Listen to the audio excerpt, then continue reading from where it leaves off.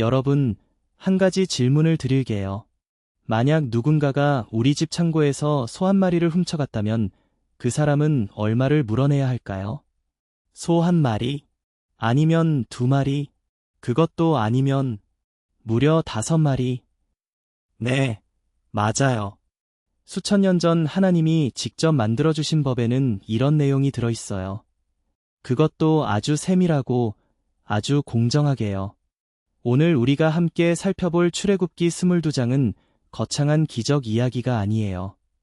홍해가 갈라지거나 하늘에서 불이 떨어지는 장면도 없어요. 그런데 어쩌면 이 장이 우리 일상과 가장 가까운 이야기일 수도 있어요. 왜냐고요? 지금부터 함께 들어보시면 알게 됩니다. 오늘의 이야기를 시작하기 전에 배경을 잠깐 짚고 넘어갈게요. 이스라엘 백성은 오랜 세월 이집트에서 노예로 살았어요. 그러다가 하나님이 모세를 통해 그들을 이집트에서 탈출시켜 주셨죠. 홍해를 가르고 광야를 걸어 시내산이라는 곳에 도착했어요. 그리고 거기서 하나님은 십계명을 시작으로 아주 자세한 생활 규칙들을 이스라엘 백성에게 주시기 시작했어요. 출애굽기 22장은 바로 그 규칙들의 연속이에요. 어떻게 보면 고대 이스라엘의 법전, 즉 나라의 법률책 같은 거예요. 그런데 이 법이 단순한 규정이 아니라 하나님의 성품과 마음이 담긴 법이라는 게 정말 놀라운 부분이에요. 자, 그럼 이제 본격적으로 들어가 볼게요. 장면 1, 도둑질을 했다면 2배로 갚아라. 22장의 첫 번째 이야기는 도둑질에 관한 거예요. 누군가가 소나 양을 훔쳤어요. 그러면 어떻게 해야 할까요? 하나님은 이렇게 말씀하세요. 소 한 마리를 훔쳤다면 소 5마리로 갚아라. 양 한 마리를 훔쳤다면 양 4마리로 갚아라. 왜 이렇게 차이가 날까요? 소는 농사일에 쓰이는 아주 중요한 가축이에요. 소를 잃은 사람은 농사를 못 짓고 생계에 큰 타격을 입어요. 그러니까 그 피해가 훨씬 크기 때문에 5배로 갚는 거예요. 양은 소보다 덜 중요한 역할을 하니까 4배로요. 이미 이 법만 봐도 단순히 처벌하는 게 아니라 피해를 입은 사람의 입장을 먼저 생각하는 법이라는 게 느껴지지 않나요? 그런데 만약 도둑이 훔친 물건을 아직 팔지도 않고 가지고 있다면 그때는 2배만 갚으면 돼요. 그리고 도둑이 너무 가난해서 갚을 능력이 없으면 그 사람을 종으로 팔아서라도 배상을 하게 했어요. 무조건 감옥에 가두는 게 아니라 피해자가 실제로 보상받을 수 있는 방법을 찾은 거예요. 또 한 가지 흥미로운 조항이 있어요. 만약 밤에 도둑이 집에 들어왔을 때 집주인이 도둑을 죽였다면 그건 죄가 아니에요. 하지만 낮에 그런 일이 일어났다면 집주인이 책임을 져야 해요. 왜냐하면 낮에는 도둑의 얼굴을 볼 수 있고 과연 생명을 위협하는 상황인지 판단할 수 있거든요. 밤에는 그게 불가능하니까요. 정말 세밀하지 않나요? 장면 2, 불이 번지고 짐승이 남의 밭을 망쳤다면 2번째 이야기는 의도치 않은 피해에 관한 내용이에요. 고대 이스라엘에서는 밭에 불을 피워서 잡초를 태우는 일이 흔했어요. 그런데 바람이 세게 불거나 관리를 잘못하면 그 불이 옆 사람의 밭으로 번질 수 있잖아요. 잘 익은 곡식이 다 타버리면 어떡하죠? 하나님은 말씀하세요. 불을 피운 사람이 그 피해를 배상해야 한다고요. 일부러 그런 게 아니어도요.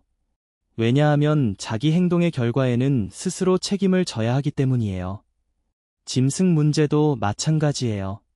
내 소나 나귀가 옆집 밭에 들어가서 곡식을 다 먹어버렸다면 내 짐승이 한 일이니까 내가 갚아야 해요. 가장 좋은 내 밭의 소출, 즉 내 밭에서 가장 잘난 수확물로 배상하는 거예요. 피해를 입은 사람이 손해를 안 보도록 최고로 좋은 걸로 갚아주는 거죠. 이 부분에서 느껴지는 게 있어요. 하나님의 법은 항상 피해를 입은 사람의 편에서 생각한다는 거예요. 가해자가 최소한으로 빠져나가는 게 아니라 피해자가 충분히 회복될 수 있도록 법이 설계되어 있어요. 장면 3, 맡긴 물건, 빌린 물건. 신뢰의 법칙 3번째 이야기는 물건을 맡기거나 빌리는 상황이에요. 옛날에는 은행이 없었어요.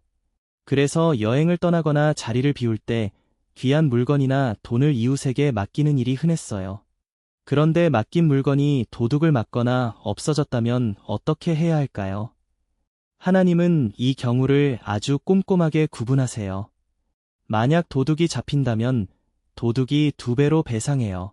하지만 도둑이 잡히지 않은 경우에는 물건을 맡아 관리하던 사람이 재판관 앞에 나아가서 자기가 물건에 손을 대지 않았다는 걸 맹세해야 해요. 그 맹세가 인정되면 배상할 의무가 없어요. 또 다른 상황이 있어요.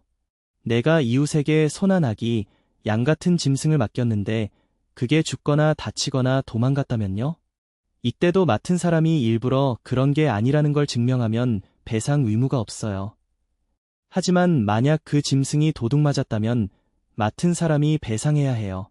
자기가 관리를 소홀히 한 거니까요. 그리고 빌린 물건의 경우는 달라요. 내가 이웃한테 물건을 빌렸는데 그게 망가지거나 죽으면 나는 배상해야 해요. 하지만 그 물건 주인이 나와 함께 있었던 상황이라면 배상 의무가 없어요. 왜냐하면 주인이 직접 보고 있었으니까요. 이 법들이 말하는 게 뭔지 아세요? 바로 신뢰예요. 공동체 안에서 서로 믿고 살아가려면 책임의 기준이 명확해야 해요. 누가 얼마나 책임져야 하는지를 분명히 해야 이웃을 진심으로 믿고 도울 수 있거든요. 장면 4. 가장 약한 사람들을 지켜라. 이제 22장에서 제가 가장 좋아하는 부분이에요. 사회적으로 약한 사람들을 어떻게 대해야 하는가에 관한 말씀이에요. 하나님은 이렇게 말씀하세요.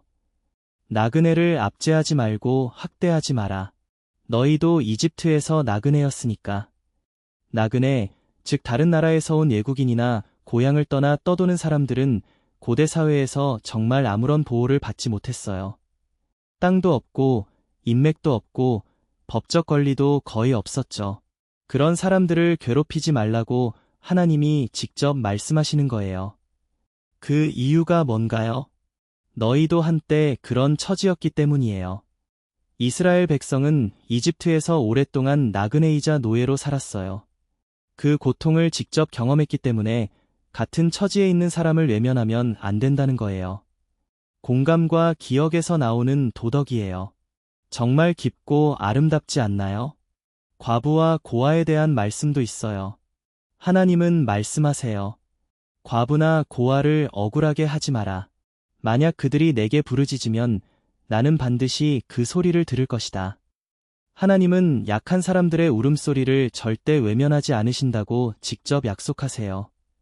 만약 누군가 그들을 괴롭힌다면 하나님이 직접 그 일에 개입하시겠다고 하세요. 이건 단순한 법 조항이 아니에요. 하나님이 어떤 분인지를 보여주는 고백이에요. 그리고 가난한 사람에게 돈을 빌려줄 때 이자를 받지 말라고 하세요. 오늘날 대부업이나 고금리 대출로 힘든 분들이 많은 걸 생각하면 이 말씀이 얼마나 따뜻한지 느껴지지 않나요? 갚을 능력이 없는 사람에게서 이익을 챙기려 하지 말라는 거예요. 또 하나, 가난한 사람의 겉옷을 담보로 잡았다면 해가 지기 전에 돌려주라고 해요. 왜냐고요? 그 겉옷이 그 사람의 이불이거든요. 밤에 덮을 것이 없으면 추워서 잠을 못 자요. 그 사람의 최소한의 생존을 빼앗으면 안 된다는 거예요. 이 얼마나 인간적인 법인가요? 장면 5.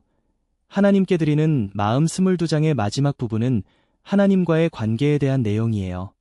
하나님은 이렇게 말씀하세요. 너희는 하나님을 욕하지 말고 백성의 지도자를 저주하지 마라. 그리고 수확물의 첫 열매를 하나님께 드리라고 하세요. 처음 태어난 마다들도 처음 태어난 짐승의 새끼도 하나님께 드리라고요. 이건 모든 것이 하나님께로부터 왔다는 고백이에요. 첫 번째 것을 드린다는 건 내 삶의 모든 것이 하나님의 것이라는 걸 인정하는 행동이에요. 또 들짐승에게 찢겨 죽은 고기는 먹지 말고 들깨에게 던져주라고 해요. 이건 음식에 관한 위생 규정이기도 하지만 동시에 하나님의 백성은 거룩하게 살아야 한다는 것을 표현하는 거예요. 먹는 것 하나도 일상의 아주 작은 부분도 하나님을 의식하며 살라는 뜻이에요. 22장 전체를 통해 하나님이 계속 하시는 말씀의 핵심이 있어요. 그건 바로 이거예요. 나는 자비로운 자. 약자를 억압하는 자에게는 공의로운 심판자로, 억압받는 자에게는 따뜻한 보호자로 나타나시는 하나님. 이게 출애굽기 22장이 말하는 하나님의 얼굴이에요. 자, 오늘 이야기를 정리해 볼게요. 출애굽기 22장은 아주 실용적인 법 이야기처럼 보이지만 그 안에 담긴 메시지는 정말 깊어요. 첫째, 내 행동에는 책임이 따라요. 도둑질이든 실수로 불을 낸 것이든 빌린 물건을 망가뜨린 것이든 내 행동의 결과는 내가 책임져야 해요. 둘째, 피해를 입은 사람을 충분히 회복시켜야 해요. 하나님의 법은 항상 피해자의 편에 서 있어요. 셋째, 사회에서 가장 약한 사람, 나그네, 과부, 고아, 가난한 사람을 함부로 대하면 안 돼요. 하나님은 그들의 편이에요. 넷째, 모든 것의 첫 번째를 하나님께 드리는 삶, 즉 하나님이 내 삶의 주인이심을 인정하는 삶을 살아야 해요. 수천 년 전에 만들어진 법이지만 지금 우리 삶에도 그대로 적용되는 이야기예요. 이웃을 어떻게 대하는지, 약한 사람을 어떻게 보는지, 내 책임을 어떻게 지는지 이 질문들은 오늘 우리에게도 여전히 유효하니까요. 하나님은 우리가 단순히 종교적인 의식만 잘 지키는 사람이 되기를 원하지 않으셨어요. 일상에서, 시장에서, 이웃과의 관계에서 정직하고 공정하고 따뜻한 사람이 되기를 원하셨어요. 그게 바로 하나님의 백성답게 사는 모습이에요. 오늘 이야기 어떠셨나요? 평범해 보이는 법 이야기 속에 이렇게 깊은 하나님의 마음이 담겨 있다는 게 저는 읽을 때마다 새롭게 감동이 돼요. 다음에도 함께해요. 구독과 좋아요 눌러주시면 큰 힘이 됩니다.